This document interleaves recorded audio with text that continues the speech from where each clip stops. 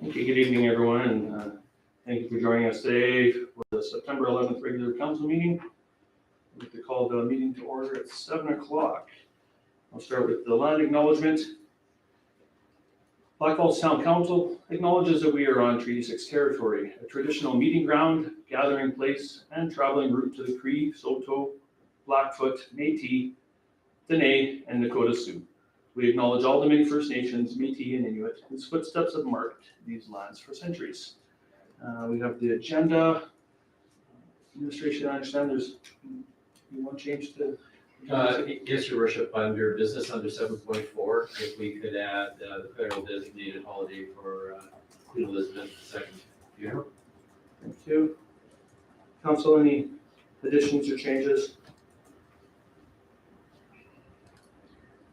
Councilor Cynthia. Just one under delegation. I believe it's not Lynn Mulder that is here tonight. It is Melody Stoll. Thank you. Note that in the agenda. If there's no other changes, can I get a motion to accept the agenda as amended? Councilor Stoll. I'll move to accept the agenda as amended. Thank you. Further discussion? All in favor? That is unanimous. Thank you. And so with that, we do have a delegation. Shauna Wyatt and Melody Stahl from Victim Services Program. Gives an update on changes in that program. Welcome, ladies. Thank you for having us. I'll just start by introducing myself because I'm new to the program. My name is Shauna Wyatt. I'm new since January of this year as the Executive Director, and it's the Central Alberta Victim and Witness Support Society. And I'm Melody Stoll, and I have been a board member on the Central Alberta Victim and Witness Support Society since November of 2017. So I've been serving as the role of secretary, sometimes vice president. We try to change it up a little bit. Mm-hmm. So tonight, I think in your package was included already some briefing materials. So as you may be aware, the victim support program in the province of Alberta is going to be facing some changes. And these changes were driven by the, you have to give me the proper names of everything. They did a victim services program redesign in part with the report was done called Recommendations for Victim Services. And this had to do with if I can come back a little bit, every time you pay a ticket, every time you pay a fine, I'm sure none of you have had to do that in the last number of years, but if you unfortunately had to, a percentage of that fine went into the Victim Services Fund. And over the last number of years, that fund has been actually growing and hasn't been quite flowing to victims and victim services programs the way it should be. And at last check, I think it was over $70 million was being held. When the new UCP government came into government, they decided to pick a few programs to fund out of that fund, and then there was a lot of controversy over that. Some of those programs, for example, drug court, some people thought that was kind of out of the scope of tying it to victim services, and maybe something like drug court should be funded. It should be funded, but not through the victim services program. So they did come up with a committee, and then they did a report, and then they made a whole bunch of recommendations. And of those recommendations, drug court is now no longer going to be funded out of the victim services money. Rather, it is going to be funded out of general revenues, as one example. But unfortunately, one of the big changes is how they're going to change victim services units. So Central Alberta Victim and Witness Support Society is in fact an independent not-for-profit. We had to register, we're a registered not-for-profit, we're a registered charity, we've done fundraising, and we have some autonomy, although we have to meet certain program requirements. The government in their redesign have announced that we are going to be forced to be dissolved, and they're going to be replaced with a zonal model. This has some pros and cons, but I'll turn it to Shauna to maybe speak a little bit about how they see the program rolling out. And really, the program part doesn't seem too scary from Shauna's point of view. Yeah, exactly. So my background as well, I was an advocate when I joined in 2011. So I was a volunteer when I began with the program. And I worked a lot with Ken Morrison there as well. So I've been around with the program since 2011, and I've seen lots of different changes. The model itself, I'm not opposed to. There's definitely a lot of holes in it and a lot of things that we're still working to fill in the gaps. But in terms of service delivery, it is going to fill the gaps of service for the rural units, one like ours that aren't receiving any victim services at all. So places like Sylvan Lake, for example, they don't even have a unit at this moment. So all of their clients are going without access to any of the services that we provide. So the new model is focusing on filling those gaps. And so that is where I am very optimistic in the rollout of this. However, the transition that they have proposed to have this in place by April 1st of 2023 is slightly unrealistic. So they are expecting to have extensions put in place for that. The zone will follow the RCMP zone, so it will be 4 zones throughout the province of Alberta: Southern Alberta, Central Alberta, Eastern, and Western Alberta. That's as far as they've gotten in terms of how that's going to look. They don't have any idea where headquarters will be, but each zone will then be replaced with a super board, basically. So right now, there are 62 VSU units throughout Alberta that will be affected by this. 10 of them with the municipal agencies like Red Deer, Calgary, Edmonton, Lethbridge, the major city centers, they won't be affected by this change at all. And our Central Alberta district will consist of 16 units that are going to be overseen by this board of directors, which will be made up of 10 to 12 volunteers that are placed on the board. And then each zone will have their central support staff, is what they're calling them: executive director, human resources, cultural safety, and regional managers. So that is where our unit is now going to be affected, because myself and some of the staff, they will be eliminated. The positions will be gone as we function now. So our board will have to dissolve, as Melody has said, and we will be taken on by this new super board. So yes, good and bad. Like I said, the service that the clients in the rural areas and some detachments areas that don't have it are going to now receive service. But how they're rolling it out, and there's just too many unknowns at this point to really be able to give a better, clear picture of what to expect. But we're optimistic and we're hoping for the best. You're so welcome. There's no real ask here tonight. This is really kind of trying to bring you up to speed and give you information. The government of Alberta is still in their consultation phase. So there was actually supposed to be a webinar for board members like myself last Friday. Unfortunately, the Queen died and they canceled all meetings and postponed them all into the future. So I had hoped that, we had hoped with this presentation, what would have happened is I would have gone to that meeting and we would have brought you some fresh information to see where it is at right now. But unfortunately, I don't have it for you. We're very concerned about the governance part, and we know that in the next few weeks you'll be attending the Alberta Municipalities Conference and have an opportunity to not only speak with your municipal colleagues, but we know you sometimes get a chance to chat with our CMPK division and with JSG directly. And so we have a couple of ideas that if I could plant those seeds with you to bring up in those conversations, we would greatly appreciate. For once, point number one was these new zones, we asked the question, will they have to fundraise? And I don't know if any of you have participated in one of our victim services fundraisers. You've stood on the highway with a bucket wearing your Santa hat, all that money raised was for victim services. We do casino fundraising. We used to have a big dinner and a silent auction, 50-50s. We do lots of funding like that. So we asked about the fundraising, like, what are we supposed to do? And they said, well, don't worry, the new zones will not have to be fundraising because they'll be fully funded by JSG. But we're kind of a little bit upset by that because we thought that maybe some of these struggling units wouldn't have struggled so much if they didn't have to dedicate so much of their time to fundraising. So are we throwing out a system because if you just funded it properly, it would have worked? Maybe, hopefully, they could figure that out. You bet, go for it. Okay, so on that as well, before the changes came, the Victims of Crime Fund used to actually be the Victims of Crime and Tragedy Fund, and the government has since dropped the tragedy part of that. So a lot of what we do is we respond with the RCMP members when there's a sudden death or we have to go knock on the door and tell someone that their loved one's dead. We go with the officers to provide that service. And with the changes that are coming now, that part of their service is going to be gone.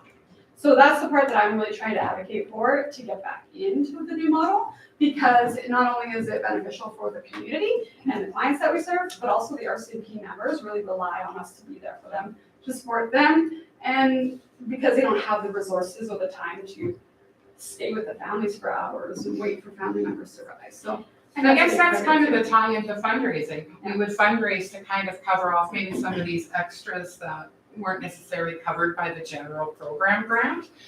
For example, this is victims of crime, but it's really going to focus on serious crime. I know a few years ago, I had my garage broken into and a number of items stolen. And that was very distressing for me. But it wasn't, I wasn't going to end up going to court or, you can get kind of over this. But actually, Victim Services reached out to me. They gave us a package of information, about theft and about crime and things we could do as a family to protect ourselves, and acknowledging that this had happened. We're also kind of worried that maybe some of those soft services, because I was in a place in my life where I could, while it sucked, I could accept that and move on. There could be other people that have a similar thing that actually brings back a lot of trauma or a memory or feelings that are much more difficult to deal with. And by having that reach out in advance, we understood you had this happen and here we're reaching out. If I actually did need services, at least I found some comfort that I could have reached out. So we're very worried that that type of soft service is also going to be lost. We also like to point out that by not fundraising, when I say fundraising can be a body of work on its own, it also serves another purpose of community awareness. When you drive through the coin collection at Christmas time, you actually learn more about it and you actually feel good about your community knowing that service is here. So how will these zonal boards that might not be here in Blackfalds, that might be their main office, might be Camrose or Ponoka. And I list Camrose and Ponoka as names because they actually have a courthouse in those communities. So might they have an advantage to getting the headquarters? But how are they going to do community development? How are they going to do community awareness in a Blackfalds, in a village of Clive, within the counties?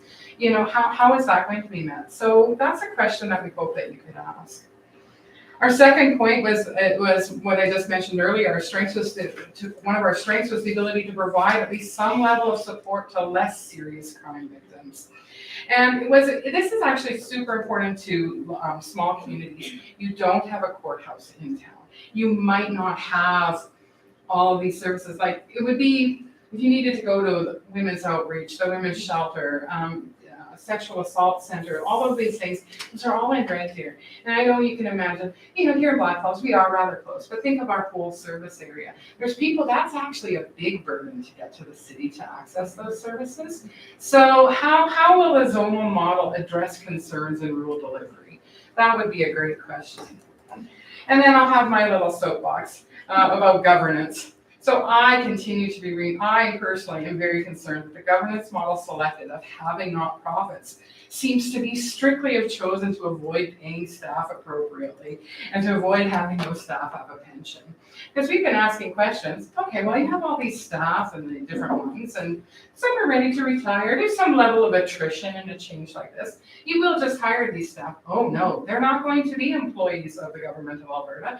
They're going to be employees of this zonal board, which is its own not-for-profit. I'm not quite sure how a not-for-profit gets to be formed with the government telling you exactly how you're going to form it, how you're going to hire people, what you're going to run. Here's your policy manual. Here's where you're going to be located, and you get to be a not-for-profit society with the legal obligations of that not-for-profit society. That doesn't seem like a fair deal. So I would ask that without any autonomy of a not-for-profit, why have they chosen this model? And I have added a kind of little rub here saying, other than staffing costs that you're trying to avoid, what specific advantages to this governance model has the government identified? Unfortunately, again, we did not have our webinar on Friday where I would have been able to ask that question and maybe generate more conversation here tonight. So that's really what we came to present tonight, just to let you know. Oh, and I should also mention the one other thing that the board has discussed, but I'm not sure if we've settled this. First, I want to say thank you so much to the town council who has provided funding of about that $1 per capita to victim services over the last number of years. we appreciate it so much and it's helped us do our work. And actually, you know, our fundraising in this particular unit is really quite balanced. Because of that funding support, we haven't had to do things like try to organize something that could generate that $10,000 to $15,000 within every calendar year. And it has been a big relief, especially during COVID when all fundraising opportunities were so devastated. But we're really kind of cautious about asking you to give us $10,000 or saying, please send us your money, we'll enjoy it. If we're forced to actually close on April 23rd, we couldn't give that money back to you. Because as a not-for-profit society, we actually have rules on how we have to disperse any funds that we're holding.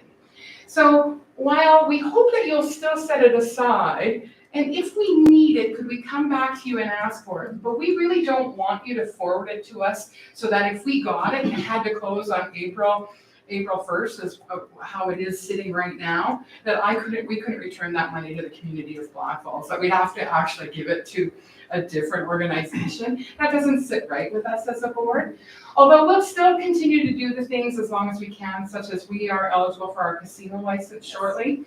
If that opportunity comes, we will take it and we will spend that money appropriately. But we just don't want to get into a situation where, thank you for your money, and now I have to give it to something else that's not even in Blackfalds. That doesn't seem right to the community. So that's kind of where we landed on that. And if we need it, we're going to ask it. Because yeah, we really are trying to be cautious. And as a board, I say, we're also trying to be very fair to our staff. I mean, when you're looking at staff who don't know that they're going to move on, be carried over, and some of our staff, 15 years, you know, if you have a 15-year staff person, I mean, we don't want to leave that person. We want to treat them fairly under the labor laws of this province and with the respect and the dedication that they give into the organization. The least that we could do is support them in this change, and we'll see how it goes. So we do plan on being in operation for another 2 years. Well, yeah, we do. Or if the government realizes the error of their ways, I understand, you know, and when you look at your municipal partners around, I know some municipalities, such as Sylvan Lake, their board collapsed, right? Their board couldn't sustain itself for whatever reason in that community. So they'll probably be like, yes, this is a great model because we'll get a service back. Other communities, like I know the town of Innisfail, they're a little bit pushy back on this. They're like, no, we got a really good functioning board here. I don't know why you're meddling in our affairs. So you might have some common allies or some other, talk to some of the other municipal councillors and see where they're at, you know, with their communities. I will note, I don't believe Lacombe is affected by this change. It's undecided yet. They haven't decided if they're going to go municipal or if they're going to be lumped in with the rural. Right, so Lacombe is in a holding pattern. It'll all depend on whether Lacombe decides to fund them fully or not. So Oh, there you go. that's what it's based on. So I think we've talked enough, but so we'll open it up. Do you have any questions of us tonight that we can answer? And if we can't answer them tonight, we're happy to take them down and we'll get back to you in writing with what you'd like to know. Thank you. I do have comments and questions, but I'll open it up for others on council if they do want to ask questions or make comments. Seeing that, I would like to echo back to you a comment that you made, your appreciation for the town support. I think the town would echo that back, saying thank you for the service that you provide to the community. I don't think it's something that's easily measured, and I don't think it's a difficult decision for this community to support victim services, given the return we get from the volunteers. I do also want to show my appreciation and thank you for coming in and talking a little bit about the changes. But on that same note, I want to share some frustration that you had to do that, because I would say that I've been having this conversation since early spring or late winter when I attended the APG conference. Justice Minister was there. The questions were asked to him. The Deputy Minister was there with similar questions, particularly about the Victim Services Fund, how that was going to be used. And from what you're saying, that it explains a little bit why we weren't getting answers. And then later spring, I brought this up again with the Minister of Municipal Affairs, Minister McIver, at a Mayors and Reeves meeting, and it was very well supported by all those individuals, those leaders, trying to understand what was happening with victim services. We were assured that we would get some answers. And so it is frustrating for me that it requires a board to come and deliver a message to us that there's significant changes happening in that, when we've gone right to those ministers to try and get an explanation of what's going on. And I imagine most frustrating, as you are a municipal, you do provide municipal RCMP service in your community. I can see maybe how some of that communication gap might happen in a smaller town that doesn't have an RCMP detachment that they are responsible for, like yourselves. But I can imagine your frustration that you actually have the detachment here. Why don't you know what's going on? We ourselves, we only received this information in mid-July. And there's nothing more appropriate than having to start calling emergency board meetings and emergency Zoom calls. Because in the first round, we thought we were done September the 1st. We thought we are being forced closed September the 1st, and we were like, what? Oh, no, well, no, that's not quite what we meant. So even that rollout in the middle of July had a few glitches in it. But Yeah, they do have more engagement sessions that they plan on holding, so how Yeah. far we'll get with those, we'll see. Yeah. Hope so. Unfortunately, I hate to say that now you're going to be in a situation where you're competing with your fellow municipal parties to see who gets to be the headquarters, who gets those workers. I understand, I know that game, and that's unfortunate because you shouldn't be forced to compete. Now you're going to be in a competition, like a beauty pageant, to find out where this goes. What's driving these decisions? That's the hardest part for me. What drives this? How does this new not-for-profit with no autonomy accomplish their goals? I've actually challenged them to say, and then just make it an Alberta Border Commission. Make it a commission and control the show. That's within your right. But for them to say, no, we'll make all the rules of a border commission and make you implement them as a not-for-profit. I know, I see around here, I know Brenda, and how many not-for-profits have you created in your life, right? Like you actually in the trenches getting those signatures, and now here the government's saying, here, this is what you're going to form. Would you be really anxious to do that? No. You'd be like, yeah, maybe not. Maybe if I'm being asked to volunteer my time, I'll have some say in how that's constructed, not being told what it is, right? And I think for us on the front lines too, the biggest concern with this transition is not letting our clients fall through the gaps in the process. So how does that look? And I'm hoping to be part of a lot of engagement sessions with the daily operations and how they're going to unroll those. So And I hear you have talked about our staff who actually are paid staff. We don't have very many of them. Actually, think of our wonderful volunteer base. We actually have people who volunteer their time to serve as a victim support worker. And they're getting calls at 3 a.m. and coming out and doing that really important work. And they're doing that out of their love for their community and their passion for trying to make things easier for someone who's been a victim of a serious crime or a tragedy. I don't want them to fall through the gaps on exactly. So just a question then, in case it comes up and we are asked, because as you said, now we're going to bat, now we're competing against other municipalities to have these services, to have them stay in Blackfalds. Where you are in the detachment building right now, do you feel that's enough room? Do you have enough space? For the staffing purposes, yes. Yeah, so if we were, But to hold the board where they put that, no, there would not be space for that in the detachment. With the current staffing that we have and what is proposed, yes. okay, so yeah, in the proposed zonal models, we would still have room here. Correct. For this one. Okay. And we are grateful to say there is a current member of the board who is a one or two who are seriously considered applying for the main board. Again, here, you're going to create a non-for-profit, but you have to apply to the government to sit on that board. That does not seem like an independent non-for-profit, that to me. So, but we do have some members who are willing to put their name forward, and they do that. I can't say enough about Cynthia Edwards, our president. She has been volunteering for victim services for 22 years. 22 years.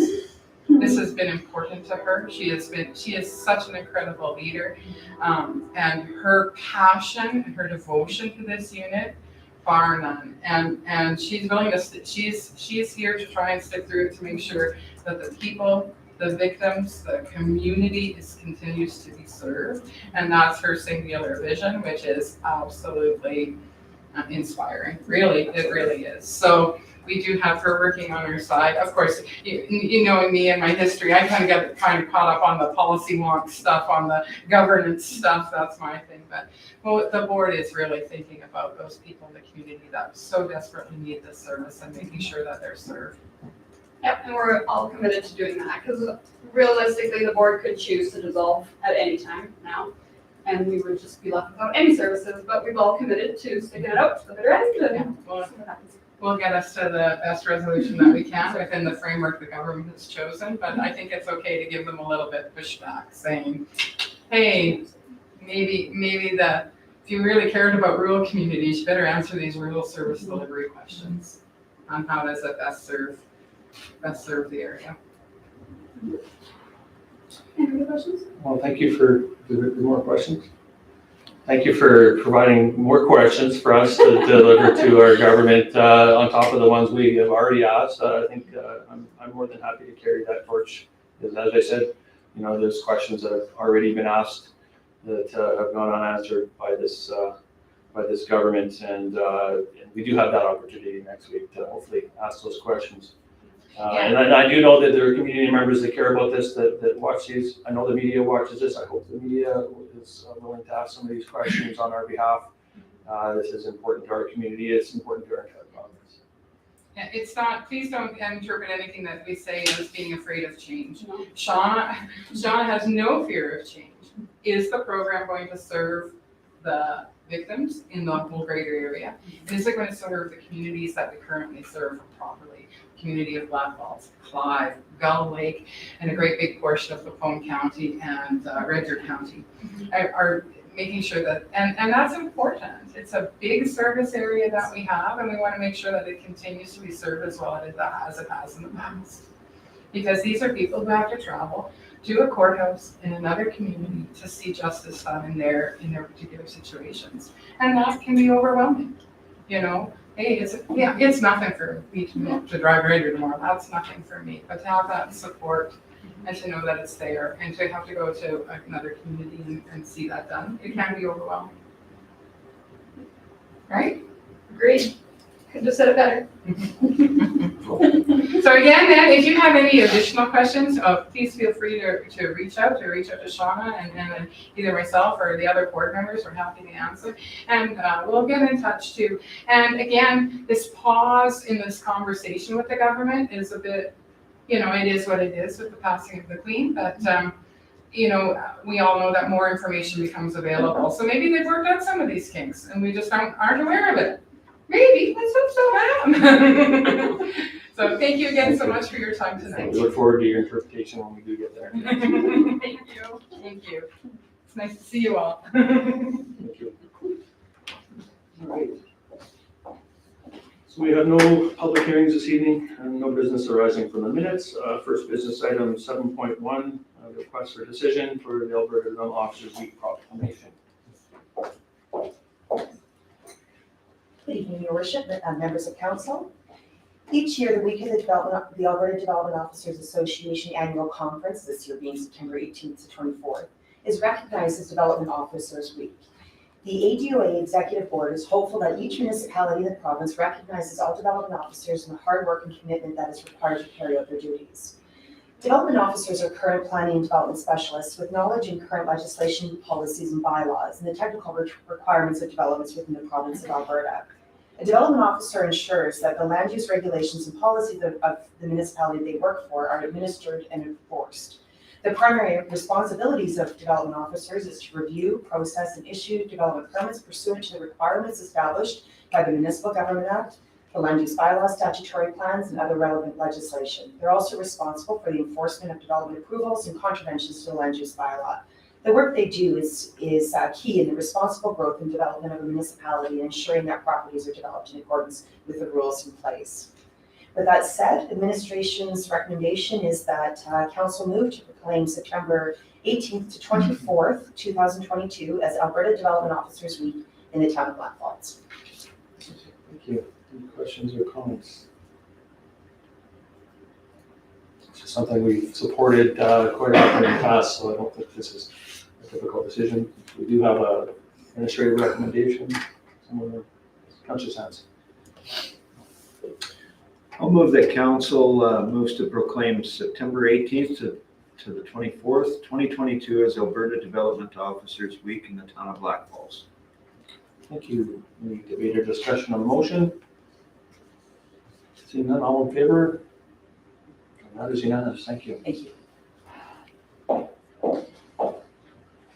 Item 7.2, Blackfalds District Ag Society Mini Golf Course.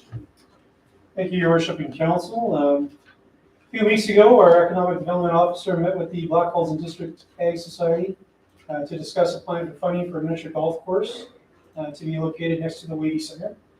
The Ag Society is supportive of this project and assisted by a plan for funding through the UFA Rural Communities Foundation before the August 31st deadline. If successful, the Blackfalds and District Ag Society miniature golf course will become the first miniature golf course in the town of Blackfalds and only the second in Macomb County. This would be another attraction for our town and bring additional tourism dollars for our businesses. The initial plans are to integrate the course into the existing landscape of the Wadey Center area. The intention, if awarded, would be to apply for further funding from the province's Community Facility Enhancement Program grant, as it is a matching grant. The project would fit within the Economic Development and Tourism Strategy, as well as the Municipal Sustainability Plan, and therefore, administration is recommending to support the Blackfalds and District District Society Miniature Golf Course Project. Thank you, Dr. Coach. Any questions or comments from council? Councillor Stendy?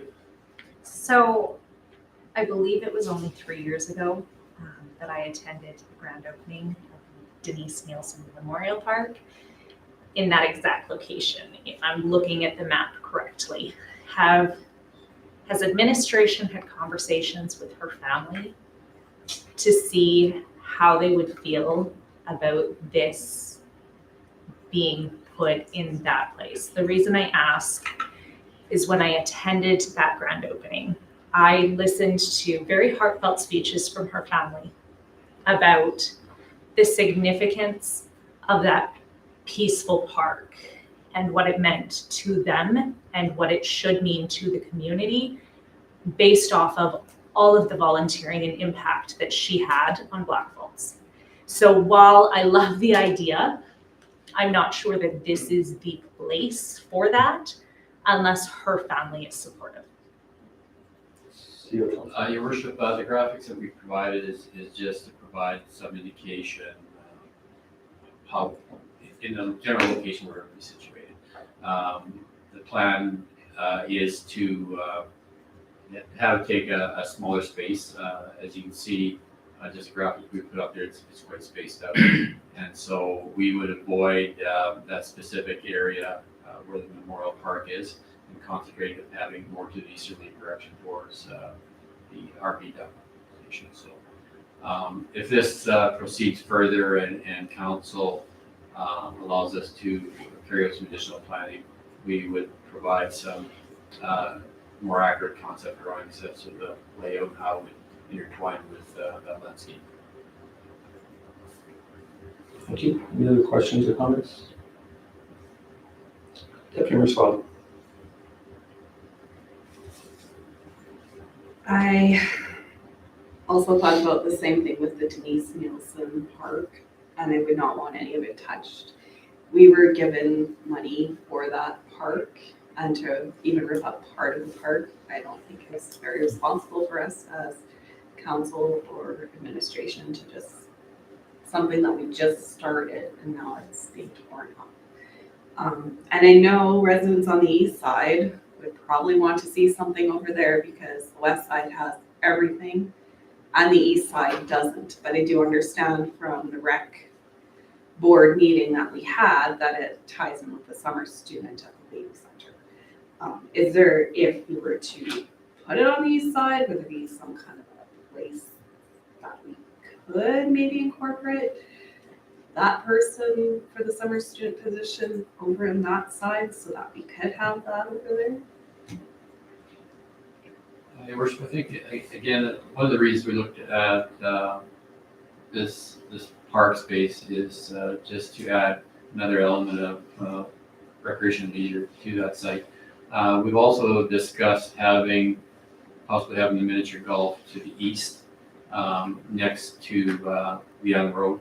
There's a power supply that was put in there a number of years ago for that snow thing. And so there's a power supply there, although it's a ways from the Wady Center building. But there's lots of details to work out. We don't know if we have funding. We're just looking at principal support from council to take it further in the planning process and report back with further details. And we can definitely look at the east side of town, but I think as far as growing tourism, accessibility and things like that, definitely this would be a preferred site. And I do understand Councilor Schwab's concerns for having the bulk of these types of activities on the west side of the community. Thank you, Councilor Bell. Thanks. All right, I'm yelling. Well, I appreciate and I like the idea to help bring more people into the Wady Center and get more use out of that building. I don't know that people are going to want to play mini golf next to the RV dump.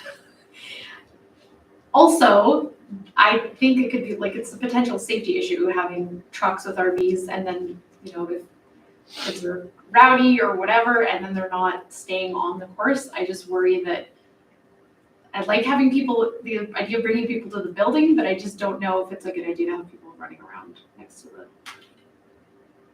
Yeah, just in response to that, it would be fenced off. Okay. It's still smelling. Councilor Stanley. So when it comes to the recommendation, would administration be amenable to a change that council just direct administration to work with the Ag Society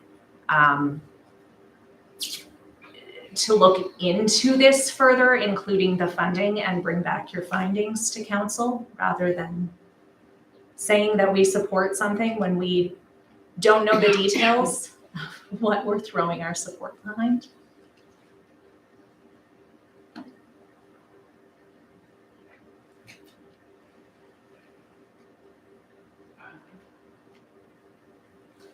Well, I think supporting the project in principle, I think the concern is Councilor Sandy supporting the project in principle in that specific location.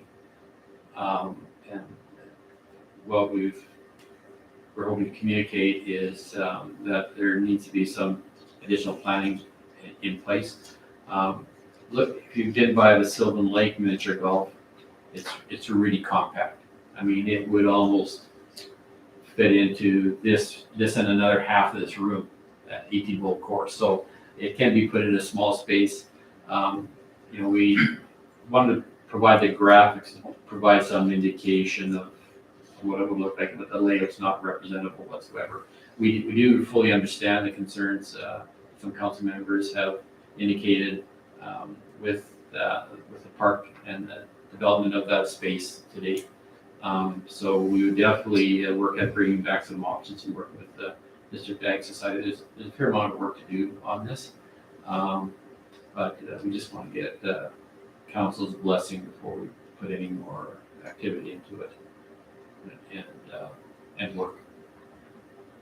Okay, so Councilor Dennis. With the Memorial Park, if you drive by there, it is quite a small area.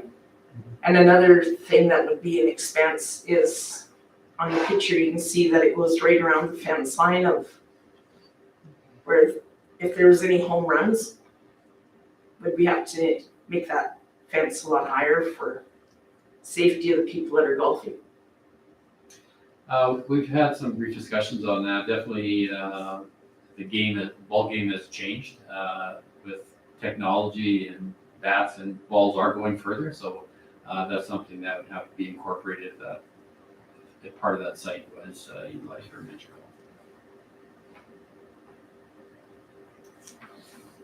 golf. Deputy Mayor Sloan. I absolutely love mini golf. We've been trying to find courses for the kids since we've had kids, and I know Central Alberta is very hard to come by with a mini golf. My question is, do other municipalities own a miniature golf course? And if we're putting one in, are we using this as a business to make money off of it? Well, the business model hasn't been discussed very much at all. I mean, definitely most miniature golf courses are privately owned.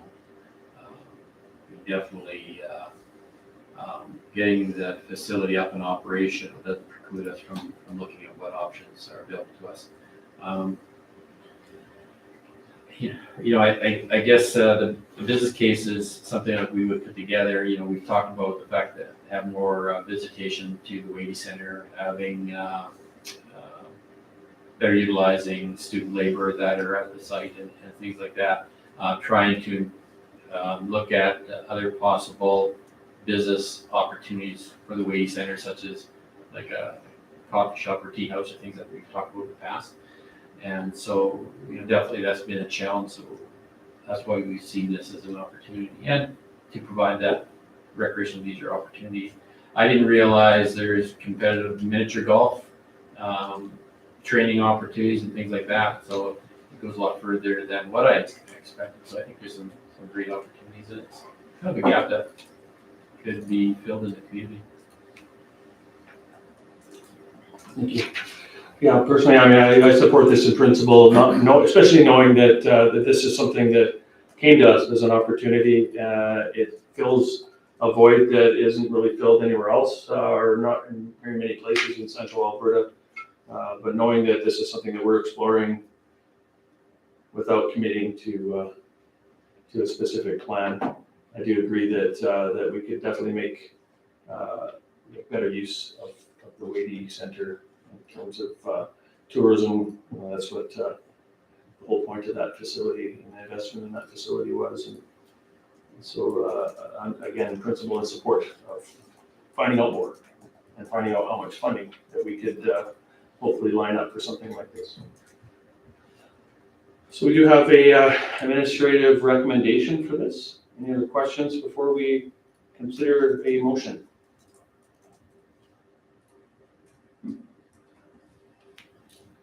Councillor Stendy.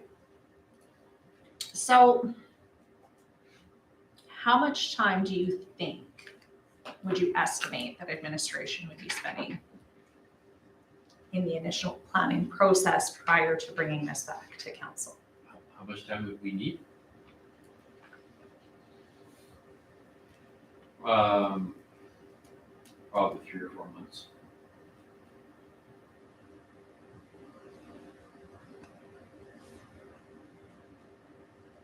Any other questions?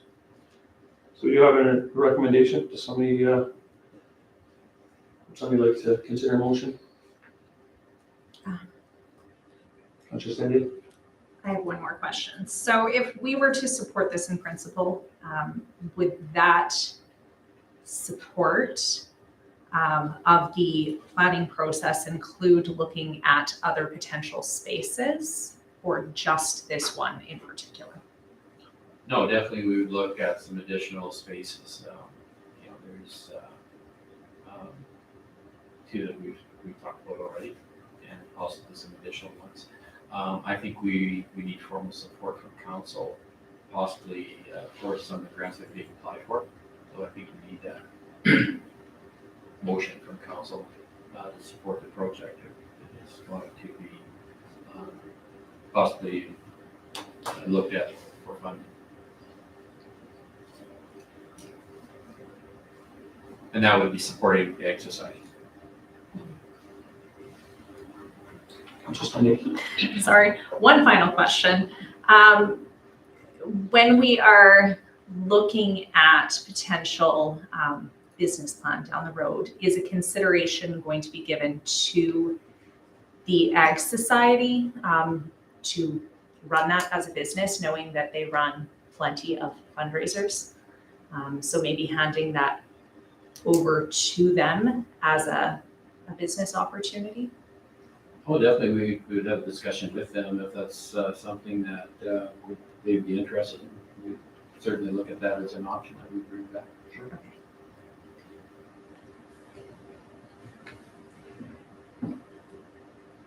Just sending. If there's no further questions, based off of what I have heard tonight, I will move that council supports the project in principle and direct administration to work with the Blackfalds District Ag Society on project funding and initial planning processes.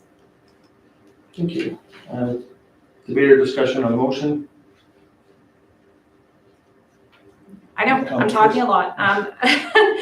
So the reason why I made the motion that I did and the reason why I will vote in favor of it is because I believe that this council will not allow anything to happen to the Denise Nielsen Memorial Park and will not move forward without it being in an appropriate place that we're all happy with and comfortable with. And I think we all agree, that we would like to see what that planning process looks like and where this could potentially be in the future. I'm also interested to see in how administration and the Ag Society plan to work it around Denise Nielsen Park, because it isn't super well utilized right now. And I'm not even talking about the Wadey Center, that's a whole other beast. But judging off of the conversations that I had with Denise's family, they really wish to see that park full of families having picnics and utilizing the space. And I believe that having something like this around that area would bring more people into that space to have picnics and play a round of golf. So I don't think it's a horrible idea. I think it's actually a pretty good one if we can utilize it properly. Thank you. I would agree with that.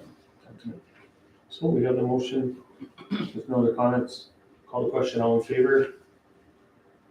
That is unanimous. Thank you. And 7.3, the border paving tender award. Yes, as you may recall, at the June 14th regular council meeting, we discussed the tender award for the plaza outside of the Eagle Builder Center. In that meeting, council decided to retender the plaza project for the fall. On September 12th, yesterday, the tender closed and we received 3 bids. The highest bid was from ProLogic Construction in the amount of $1,303,667.67 plus GST. The second highest was from Pearl Rose Construction in the amount of $691,561.20 plus GST. And the lowest was from Timcon Construction in the amount of $604,133.15 plus GST. All bids include a 10% contingency. Additional costs, as discussed before, for the perforated screening wall for $119,125 from Barron's, and $37,000 in engineering and design fees. The total cost, if council decides to go with the lowest bid, would be $760,672.59. That includes the 10% contingency. That amount could drop depending on the amount of the contingency required for the project. That amount of the contingency is $54,921. The revenues collected through the Canada Community Revitalization Grant would be $501,000, sponsorship in the amount of $135,000, and land reserves of $22,000, making the total $668,000 for the revenue side. So what we'd be looking at is about $90,000 in the deficit there. So, but again, considering the contingency is almost $55,000, so it could go down to the $35,000-40,000 range. The grant, we did talk with them today. It was a positive conversation. We know that the grant deadline is not moving as of yet. It is stuck on March 31st. But as long as we can get substantial completion done before that date, which we think we can, then we would receive all our monies from the federal government. If council does not want to award the project, there will be costs to do something with that land to improve the appearance and tie it into the developed area around it. Costs would include landscaping, fencing around the utility buildings, trail development, etc., and would be estimated between $95,000 to $107,000. So with that information provided to you, we believe as administration that we can go forward with this project and get that substantial completion before March 31st, 2023. Thank you. Questions or comments? Councillor Stenday? I just want to say thank you so much for actually putting this out to tender again. It is enlightening to see the new numbers come in, and I'm grateful that we had such a broad range and such a large number compared to last time to choose from. So I appreciate it.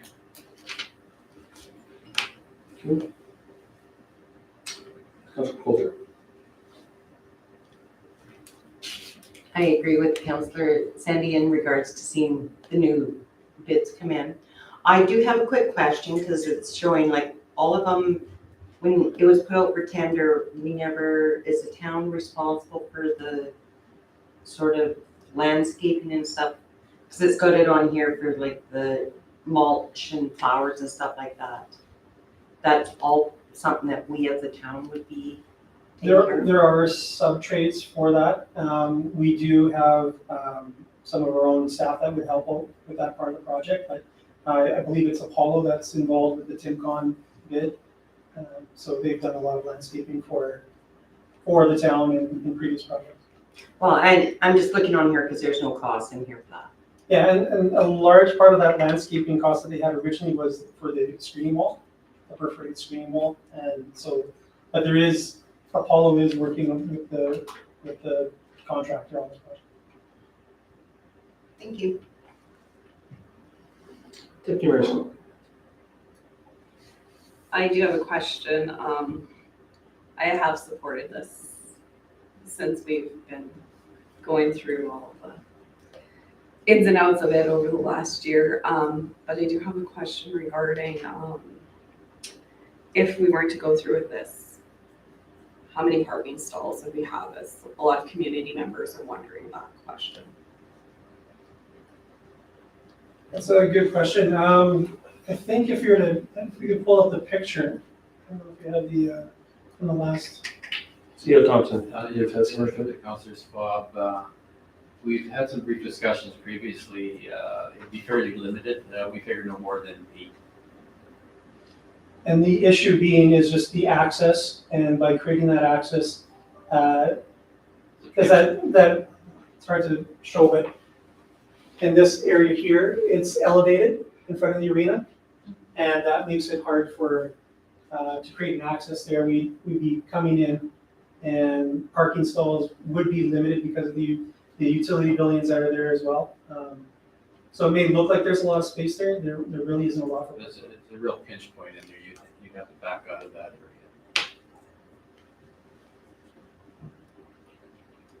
area. Councillor Stenday? So seeing as the perforated screening isn't included in this cost, are we looking at like arts and culture grants for that particular project? We could look for alternative grants for that. We've tried multiple sources for revenue on this project, but right now that's where things are at. It is included in the $760,000 figure that I provided you, but not included in, of course, TIMCON's contract.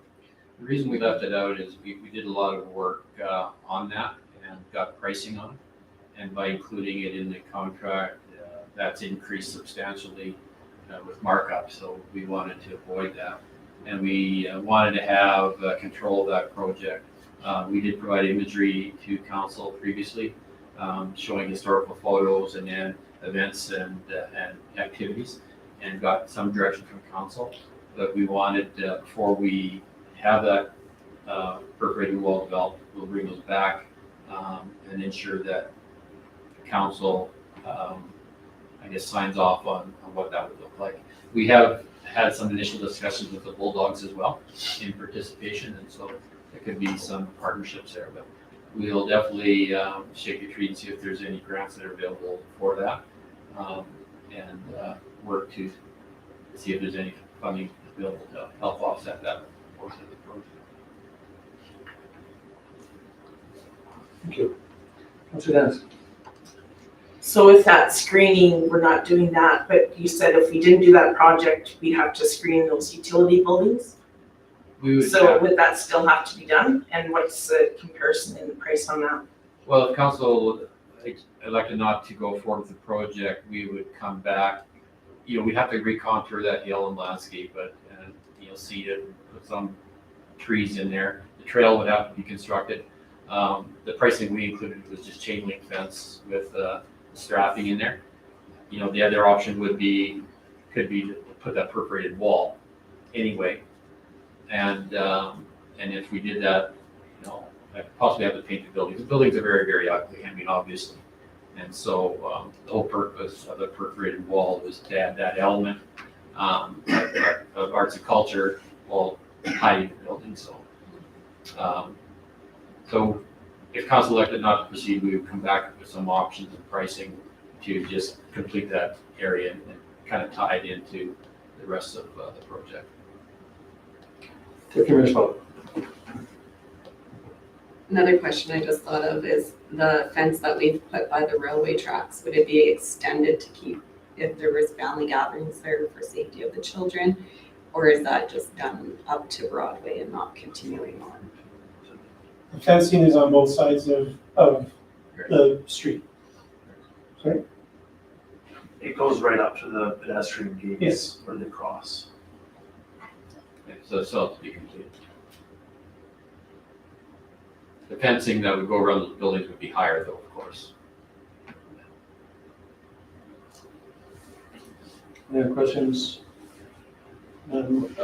Just like Deputy Mayor Swallow, I've supported this all along. I understand that the concept has changed over time in terms of design anyways, but I think this summer with our culture series, some of the things that we tried, for example, the market with the food truck, having to hold that in the Civic Center parking lot, not necessarily the best place for that to happen, but given the success of that market, I think that shows that a space like this could be utilized quite well by our community, and just like we had when we looked at this earlier in the summer.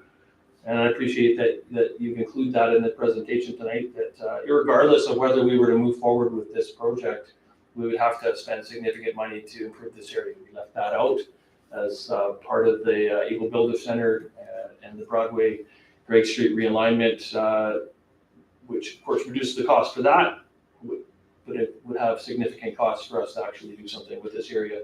And if that was the case, we wouldn't necessarily gain a whole lot for the community. So I personally believe that this will add some great functionality and continuity in this area. So for what I think is minimal cost to the municipality, given the amazing grant that we received and the sponsorship that we received, or sponsorships that we received. So I think if they're essentially getting a functional area, a more beautiful area for the community for the same cost that it would be to put a trail and landscaping, I'm more than happy to support this.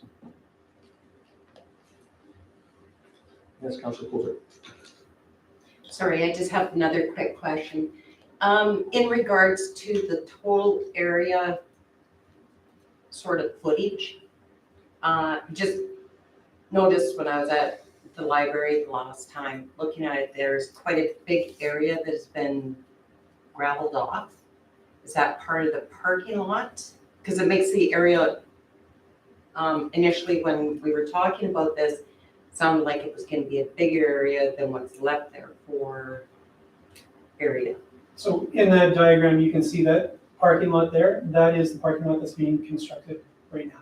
So that parking lot is not there right now. It's just in the excavation and prep stage right now. Okay, because like in the middle of the two sides of that, where they took out part of Broadway, there was sort of like a big mound. Oh, yeah.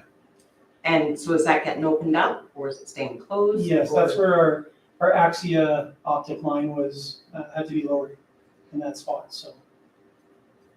Okay, yeah, no, it just seemed like a smaller area available to what we were initially talking about with this project. Yeah, no, that will be taken out and it'll all be parking lot there. Any other questions? So we do have two recommendations. One being that we award Board of Paving the tender as indicated in that separate documentation for use. Sorry, Timco. And going by what's in the Border paving Border plaza. Paving Plaza tender. And then the second is to award the tender or the perforated screening. Now, that's something that is that necessary for that in order to meet the timeline for that grant? If there was any challenge to that today, or is that all included, would necessarily be? I think we would want to get that work proceeding so that we can install it even in winter. So the plan is to get the grade beam or the footing for that wall put in before freeze up. And then that would allow us to erect that wall as soon as it's completed, even if that's in midwinter. Yeah, the footings will probably be the first thing. Yeah. Okay. Thank you. So we do have the two recommendations up. Councillor Paul. Thank you.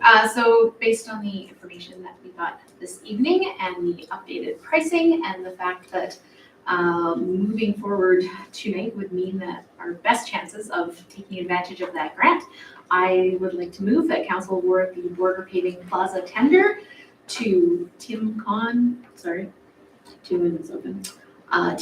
Construction for the total cost of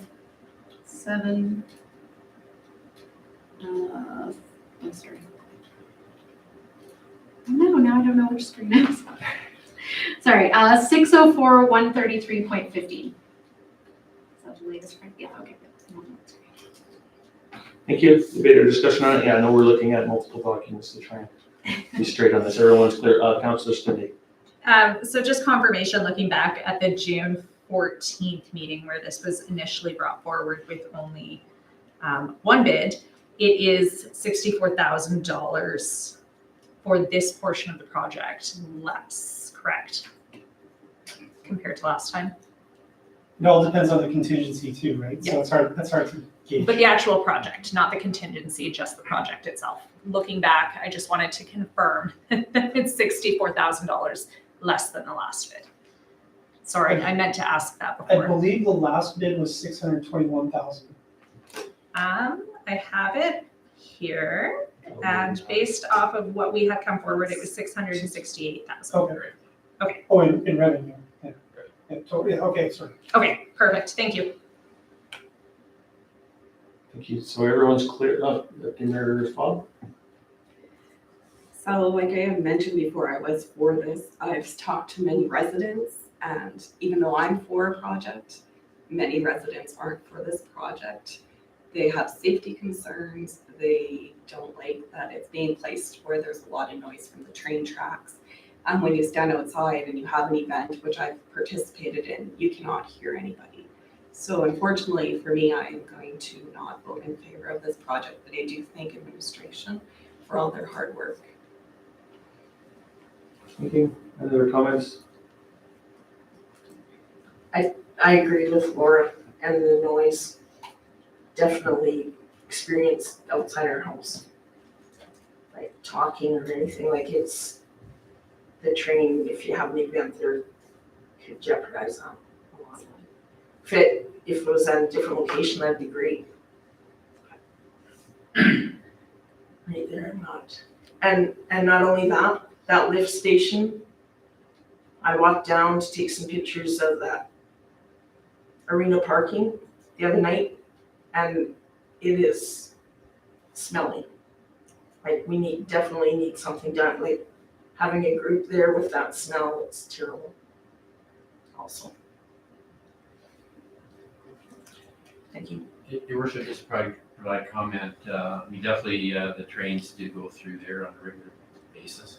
But we do have the electrical system in there that will provide sound systems for events. And so, they'll definitely help. The lift stations, we do treat the lift stations with chemical to control odor. So we will look at how that's being applied so that we have better control of that. Because, definitely that's something that people won't want to experience when they're down there. So there is methods to control that as well. Thank you. So we do have a motion based on administrative recommendations, as long as everybody understands. There's no other debate or discussion. Councillor Andy. So I know this was asked, but we didn't necessarily get an actual figure. Should this project not go ahead, what is the estimated cost of putting a parking space or 8 in that space and completing the additional work and path and et cetera? Because what I understood from administration tonight was the cost would be more than if we went ahead with this project, and I'm just looking for confirmation of that. Definitely be more than what our contribution would be for this project, because of the retaining wall would still have to go in because we're cutting into the hill. So the retaining wall would have to be in there, and better sub base to support vehicle loading for that paved surface. And then just secondary, if I may, through the chair to administration, have we had any complaints or concerns from residents about the events that we've held across the street in Tails Park about safety or the train or noise or anything along those lines when we've held events? Not that I'm aware of. No. Well, my comment on that is that some of our events involve the train, for example, the CP holiday train. So I think that in that respect, it wouldn't be an issue, but it's worthwhile asking that question. So if there's another debate or discussion on the motion, we do have a motion that has been made. So I'll call the question. All in favor? All opposed? So that is just carried. We do have a second motion to consider. Right. Which is the screening, Councillor Stenday. So with the understanding from administration this evening that they will be looking at opportunities for grants or funding for this or partnerships, I'm prepared to move the council award the metal perforated screening wall to Barron's in the amount of $119,125. Thank you. Any debate or discussion on that motion? Seeing none, I call the question. All in favor? All opposed? So that is just carried. And 7.4, the federal holiday or holiday federal day of mourning for the passing of Queen Elizabeth II. Thank you, Worship. The federal government announced today that September 19th has been proclaimed as a national holiday marking Queen Elizabeth II's funeral. Similar to last year's creation of the National Day for Truth and Reconciliation, and along with the town and QP's agreement, which includes in Article 1301, stating that holiday can provide for any holiday proclaimed by the federal government. In saying that, we're looking for a motion tonight to make the arrangements for that holiday for Monday, September 19th. And further to that, in counseling the standing committee meeting with council that's scheduled for that evening as well. Okay, thank you. So that would require 2 motions. Great. Okay, so any questions? Thank you. Just through the chair to CEO Thompson for clarification, this would be a one-time holiday, not an annual. Thank you. Thank you. Any other questions? So the first motion would be to, based on the federal government's recommendations, I guess you would say, or federal government declaration, that we would also adopt. Right. And Article 13.01 of our collective agreement indicates that any holiday proclaimed by the federal government is recognized by the municipality, after a QP agreement. Okay, thank you. Did you have suggested wording of how this should be? I think we all understand the principle, but just not the wording. Try that again.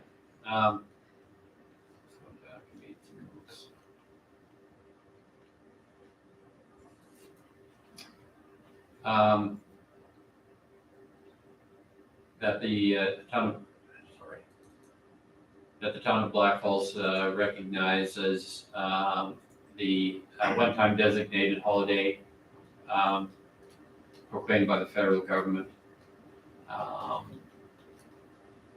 for the funeral of Queen Elizabeth II for September 19, 2023. Thank you. And so my question would be, do we know, obviously would this be treated as if it's a stat holiday in terms of staffing and pay for that? Right. Yeah, staff will be paid for that day. Anybody that has to work, the requirement would be time and a half similar to staff holiday. Thank you. So based on the suggested motion, is anyone willing to make that or to move that motion? Councillor Dennis? I so move. Thank you. Any debate or discussion? All in favor? That's carried unanimously. And so the second motion would be that we would cancel the standing committee meeting for the 19th. Would wish to make that motion, Councillor Pell. Thank you. I actually have a question. Sure. Through to the CAO, is there, as I'm sure the agenda was mostly populated in advance, was there a number of items to be discussed, or do we feel that moving those items to October? Administration had some discussion on that today, and there's nothing that's of urgency that can't be delayed. Thank you. Would you also like to make the motion? I would like to make Since I that put your motion. name on the list and Sure. scratch it out. Any discussion or debate on that motion? Seeing none, all in favor? That is unanimous as well. Thank you. That's the end of our business items. We do have one item, action correspondence, the Blackfalds Chamber of Commerce Business of the Year Awards.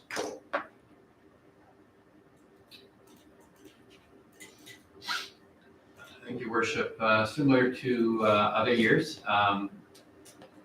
well, not the last couple of years, but having the Blackfalds Chamber of Commerce Business of the Year Awards returned for this year is very much welcomed by the community.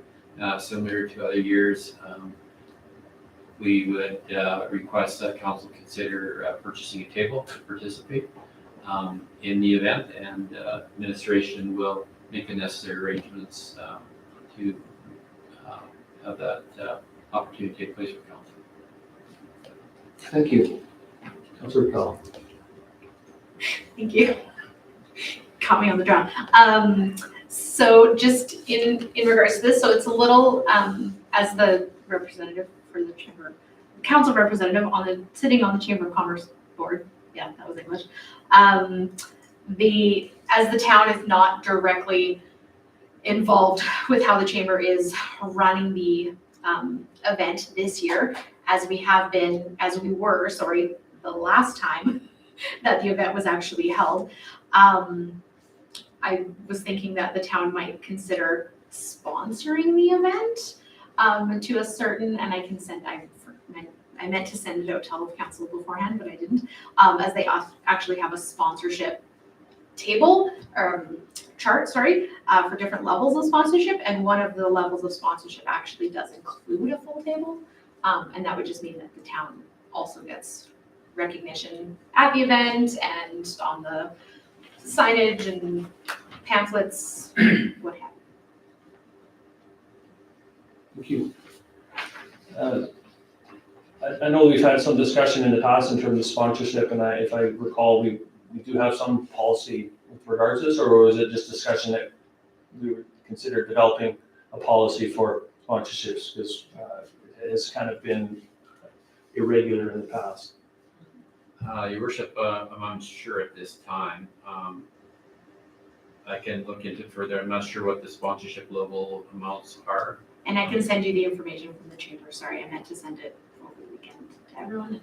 Definitely, in the past, the municipality has assisted in facilitating this event. I mean, definitely, we're providing the space at no charge and providing electronic equipment, things like that. So we are assisting in making the event successful. Council's desire is to provide sponsorship and receive the table for council to participate. Administration definitely make those arrangements if that's the desire of council. Thank you. Any other questions? So at this point, is it necessary for us to make a motion for that purchasing on the table, or are we just accepting this for information and we'll bring this back at the next regular council meeting, possibly to include any potential sponsorship options? I believe that we would have time to bring this back. That still gives us 3 weeks ahead of the event. So we, Your Worship, we can get that information and bring it back at a later date.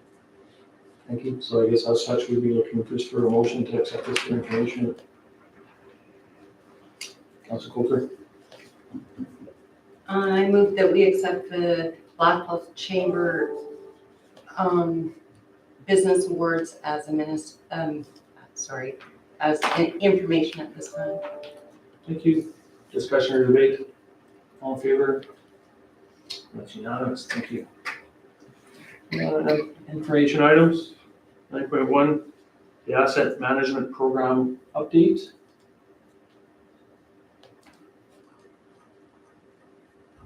So I'll just read through these. If anybody has any questions, I'll try and catch you. If not, make a noise. 9.2, offsite levies bylaw update plan for 2023.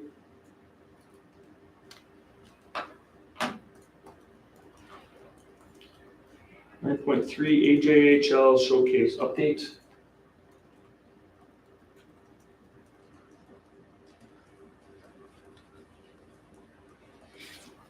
I can provide an update on this. Thank you. We, of course, are hosting the AJHL showcase at the end of the month. All 16 teams from the AJHL come and compete. They all play 2 games here in Blackfalds. We're anticipating a lot of parents, scouts from the NHL, NCAA, and we're wanting to make this event a success that we can be a host for future events. So we're going to have a lot of things that I've never seen at a showcase before, but we'll have some demonstrations from martial arts. We have the yoga stretch warm-up. We have performances from Dancers Edge, the Red Deer Aboriginal Dance Troupe, some live music that the Bulldogs have arranged, and of course we're going to have some competition stuff like some slap shot and accuracy things.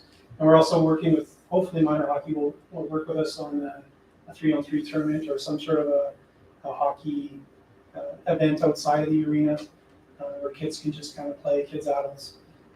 So we're just in discussions with them right now with that. So, but there will be a significant kind of, cultural event around the showcase that'll link both the Eagle Builder Center and, library, all these into showing how recreation and arts and culture can work together and put on an excellent event. So. Thank you. Any other questions about that, Councilor Dennis? Is there going to be the crosswalks and the line painting done at the arena before that? Right at the corner there where that will be done prior to this? Preston is nodding his head yes, so. Yes. Yeah, but he's hiding.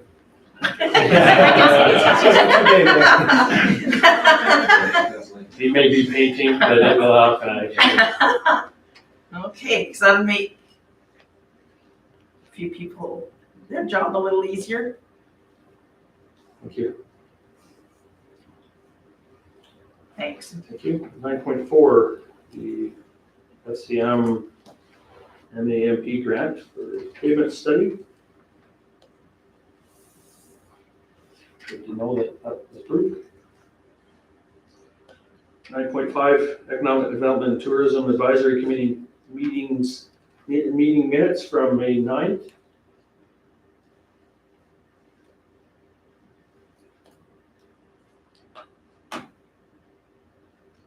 9.6, rec board meeting from June 1st, meeting minutes.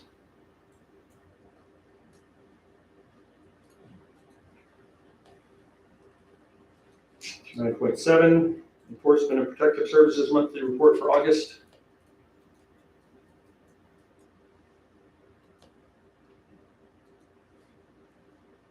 9.8, Development and Building monthly report for August.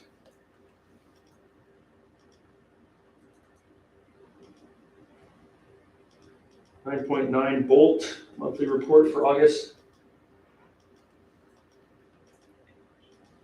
Councillor Bell? Thank you. Through the chair to administration.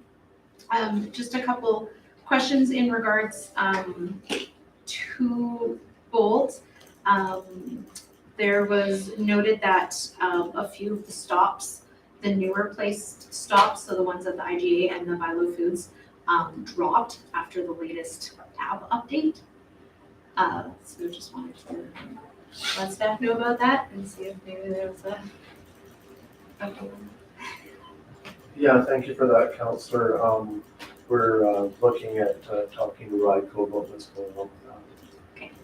And I guess further, I just wanted to take this opportunity to give you guys a quick update on the other stops. So we've been operating now for, I think it's 2.5 weeks or something like that. So we've had at Red Deer Polytechnic, we've had 6 rides starting at the Red Deer Polytechnic, so the origins, and then 13 destinations going there. Eagle Builders, a little bit less. We've had 1 origin and 0 destinations at the north building, and 0 origins and 2 destinations at the south building. So we'll be talking to Eagle Builders to see how we can promote that too. I know it is still early in the process. I want to give you guys that quick update. So subsequent, thank you. Just in regards to the ridership of the allowance of children under 5 to accompany an adult to ride for free, which we discussed previously in Bolt when everything was getting organized and set up. It had been noted that there was some people using that to their advantage, not to children under the age of 5. Will that also be mentioned to RIDECO? Yeah, Councillor Powell, for sure. The EVO, Chris, before he left, he talked to me about that, so we're digging into that as well too. Thank you. Thank you. Yeah, I would comment as well that it is a new, that we've added these stops, but in recent, last week, CEO Thompson, myself, and our EO met with a couple of different businesses looking at setting up in Asplin Business Park, and they both had quite positive responses, knowing that there's stops in that area, given that we're looking at human resource challenges, bringing people on. So that was definitely a positive thing for that in terms of both. 9.10 City of Lacombe highlights for August 22nd. 9.11 Lacombe County highlights for August 25th.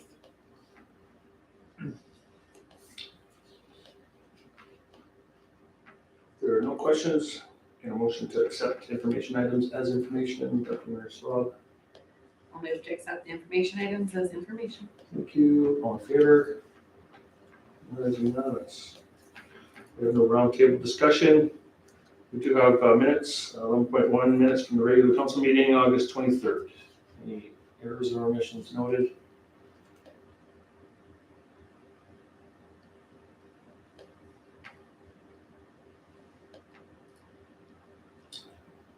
Seeing none, can I get a motion to accept those minutes as presented? Mr. Sands. I'll move to accept these minutes as presented. Thank you. All in favor? That is unanimous. No notices of motion. Business for the good of council, anyone? Hotel. Sorry. Just one, just because it wasn't mentioned here in our agenda tonight, but the Lacombe County did approve the scooter project, so last week. So that's some good news, and it'll be interesting to see how that gets sorted out so that people can go from Blackfalds all the way to Lacombe and then all the way back. So we were looking that up in a meeting today, so I was excited to hear that as well, given that Red Deer County is not necessarily in support of that, so we may not be connecting to Red Deer, but it appears that we will be connecting to the city of Lacombe, which is a positive.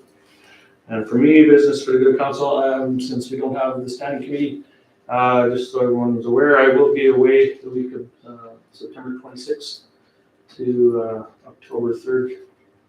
Way out east, getting married. So unfortunately, I have to miss what sounds like a great showcase, which is probably the thing that I would appreciate being here for, but I look forward to seeing lots of pictures.